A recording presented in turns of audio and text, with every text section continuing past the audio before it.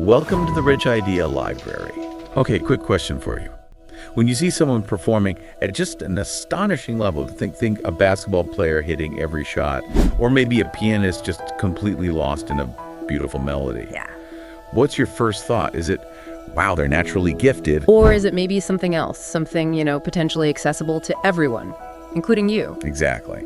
And that second idea is really at the heart of what we're exploring today, drawing from the book, Unlocking Extraordinary, the Power of Purposeful Practice. It really suggests our potential isn't, fixed when we're born. Instead, it's something we can actively shape through hard work, sure, but also flexibility and, importantly, a real love for learning. Yeah, and it starts by tackling that big myth, the natural talent idea. Yeah. We tend to think expertise just comes from having a knack for something, right? We do. It's almost instinctive. But the book, it pushes back hard on that. It brings up people like Ray Allen from the NBA. His shooting looks so smooth, so natural. Effortless, yeah. Right. But the book dives into how that came from just countless hours of practice. Yeah. Shot after shot after shot, all aimed at, perfecting that swish. It wasn't just talent. That really makes you think. If it's not innate, then what is going on? How does that mastery actually get built? Well, and look at John Coltrane, the jazz musician, another great example from the book. Apparently, early on, he was seen as, technically kind of limited. Coltrane. Yeah, but he practiced obsessively. We're talking 10, 12, maybe even 15 hours a day sometimes. Just relentless. Wow. And that dedication, it led him to completely revolutionize jazz with his sheets of sound technique. This cascade of notes, almost like multiple instruments at once. It just shows how much effort can reshape what we think is possible. So it's not just about putting in time, though, is it? The book talks about something deeper happening in the brain. Exactly. It's not just willpower. Our brains physically change. The book calls it building brain muscles, which is a neat way to put it. It points to this fascinating research on London taxi drivers. Oh, I think I've heard about this, the knowledge. That's the one. They have to memorize something like 25,000 streets. It's insane. And studies, like those by Dr. Eleanor McGuire, showed that the part of their brain dealing with memory, the posterior hippocampus, it actually got bigger. It grew. Literally grew. Literally grew. It shows the brain isn't static. It adapts, it remodels itself when you really push it. Okay, so our brains are physically adapting. That's incredible. Yeah.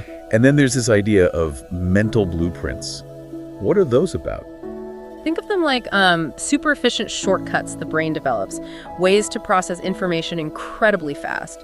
Chess grandmasters are a classic example. Right. They don't just see pieces, they see patterns. Exactly. Patterns, relationships, the whole structure of the game. It comes from building this huge internal library of experience.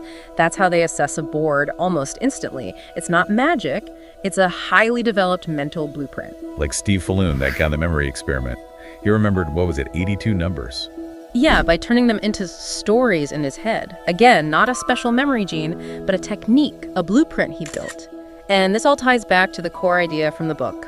Purposeful practice. Okay, purposeful practice. So it's not just practicing a lot, but practicing smart. Precisely. The quality over just the quantity.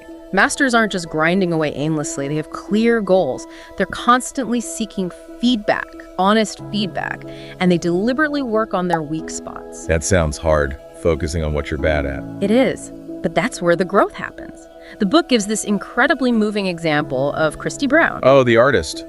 With cerebral palsy? Yes, he learned to paint using only his feet.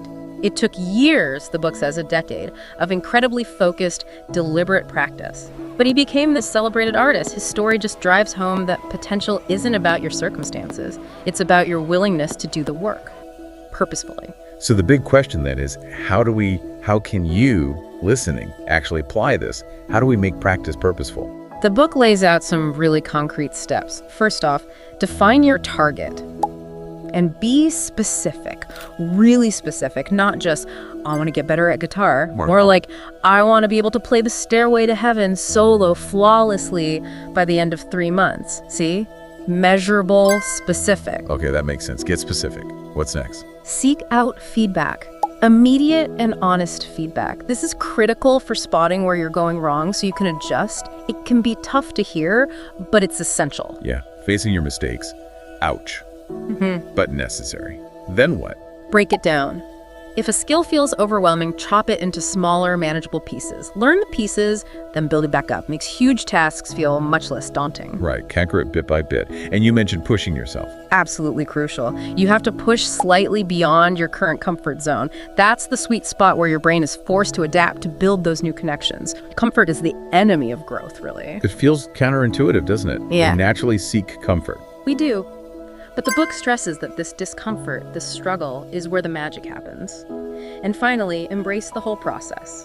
Don't just fixate on the end goal. See the setbacks as part of the journey. Exactly. They're learning opportunities. And celebrate the small wins along the way. It keeps you motivated. Oh, and the book also really emphasizes finding a mentor if you can. Someone to guide you, give expert feedback. That can accelerate things immensely. Okay, so let's recap quickly. We've seen that extraordinary skill, probably not about innate gifts. It's much more about this dedicated, purposeful practice. Right. We talked about how the brain physically adapts, builds those brain muscles, and how developing mental blueprints helps us process things faster. And we got some practical steps. Set specific goals, get feedback, break things down, push your limits, and really embrace the learning process itself. Remember that key idea from the book. Your potential isn't set in stone by your circumstances. It's defined by your willingness to put in that focused work. So maybe think about this. What's one small, purposeful step you could commit to this week? Just one thing to start building towards mastery in an area you care about. Yeah, what could that be for you? If you found this useful, please do give this video a like and subscribe for more insights like this, and maybe share it with someone you know, someone who might be inspired to unlock their own extraordinary potential. Thanks for tuning in.